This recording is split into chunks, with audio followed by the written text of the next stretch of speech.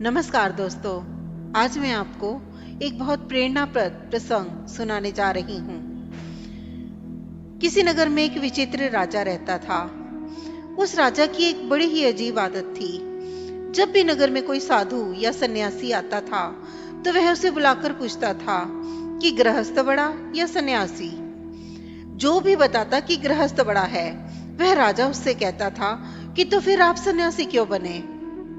चलिए गृहस्थ बनिए। इस तरह मैं उस सन्यासी को भी गृहस्थ बनने का आदेश देता था। जो बताता कि सन्यासी बड़ा है, वह उससे प्रमाण मांगता था। जो यदि प्रमाण वह ना दे सके, तो वह उसे भी गृहस्थ बना देता था। इस तरह कई संत आए और उन्हें सन्यासी से गृहस्थ बनना पड़ा। इसी बीच एक दिन नगर में एक महात्मा का आगमन हुआ। उसे भी राजा ने बुलाया और अपना वही प्रश्न पूछा, गृहस्थ बड़ा या सन्यासी? महात्मा बोले, राजन, ना तो गृहस्थ बड़ा है, ना ही सन्यासी। जो अपने धर्म का पालन करे वही बड़ा है। राजा बोला, अच्छी बात है। क्या आप अपने कथन को सत्य सिद्ध कर सकते हैं? महात्मा ने कहा, अवश्य। इसके लिए आपको मेरे साथ चलना होगा। राजा महात्मा के साथ चलने के लिए तैयार हो गया। दूसरे ही दिन दोनों घूमते घूमते दूसरे राज्य में निकल गए। उस राज्य में राजकन्या का स्वयंवर हो रहा था। दूर दूर के राजा राजकुमार आए हुए थे। बड़े ही विशाल उत्सव का आयोजन किया हुआ था। राजा और महात्मा दोनों उस उत्सव में शामिल हो गए। स्वयंवर का शुभारंभ हुआ। राजकन्या राज दरबार में उपस्थित हुई।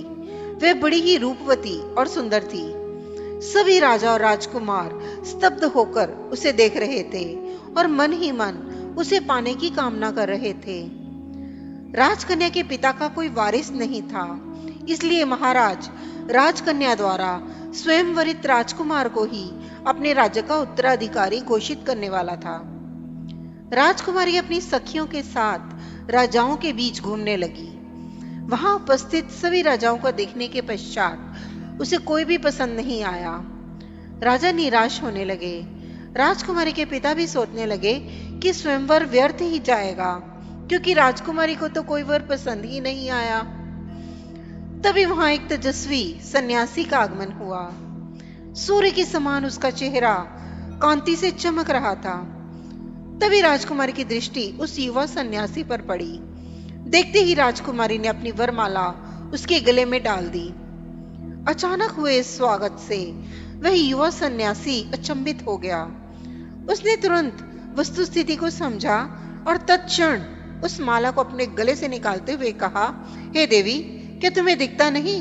मैं एक सन्यासी हूँ। मुझसे विवाह के बारे में सोचना तेरी भूल है।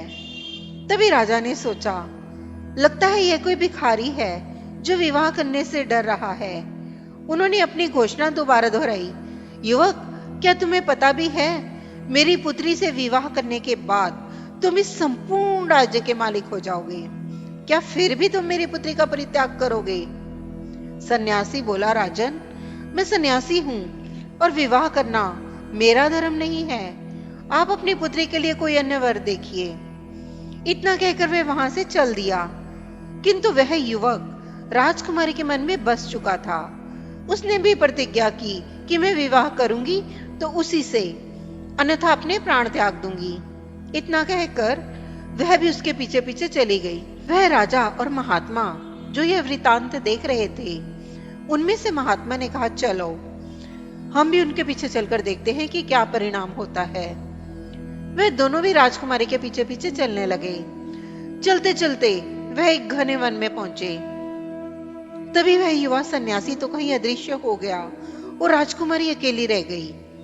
घने जंगल में किसी को ना देख राजकुमारी व्याकुल हो उठी।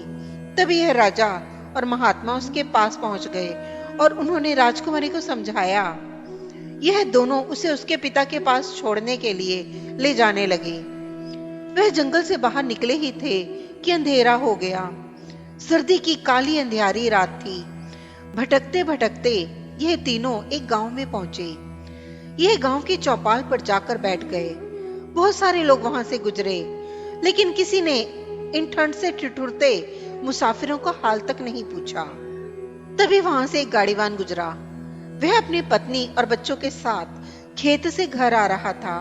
उसने देखा कि वह तीनों ठंड से ठिठुर रहे हैं। वह उनके पास गया और पूछताछ की तो महात्मा ने भटके हुए मुसाफिर बता दिया। किसान बोला, हे अतिथि देव, अगर आप चाहें तो आज रात मेरे घर ठहर सकते हैं। वह उनको घर ले गया, भोजन की पूछी और भोजन करवाया।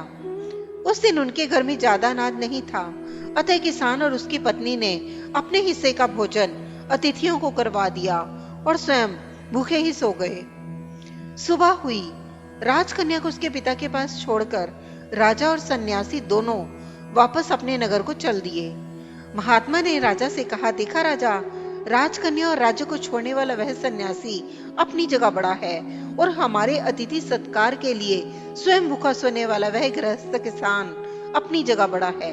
एक तरफ सन्यासी ने राज वैभव और रमणी का तनिक भी मोह न करके अपने धर्म का पालन किया है, इसलिए वह निश्चित ही महान है। दूसरी तरफ उन दंपत्ति ने अपना व्यक्तिगत स्वार्थ न देखकर अतिथि सेवा को प्रधानता दी, इसलिए वह दोनों भी निश्चय ही महान है। दोस्तों, किसी भी देश, काल और परिस्थिति में अपने धर्म कर्तव्य का पालन करने वाला मनुष्य ही बड़ा होता है, फिर चाहे वह गृहस्थ हो या सन्यासी, कोई फर्क नहीं पड़ता। दोस्तों, अगर आपको आज की ये कहानी पसंद आई हो तो इसे लाइक कीजिए, शेयर कीजिए और चैनल को सब्सक्राइब कर दें। नमस्कार।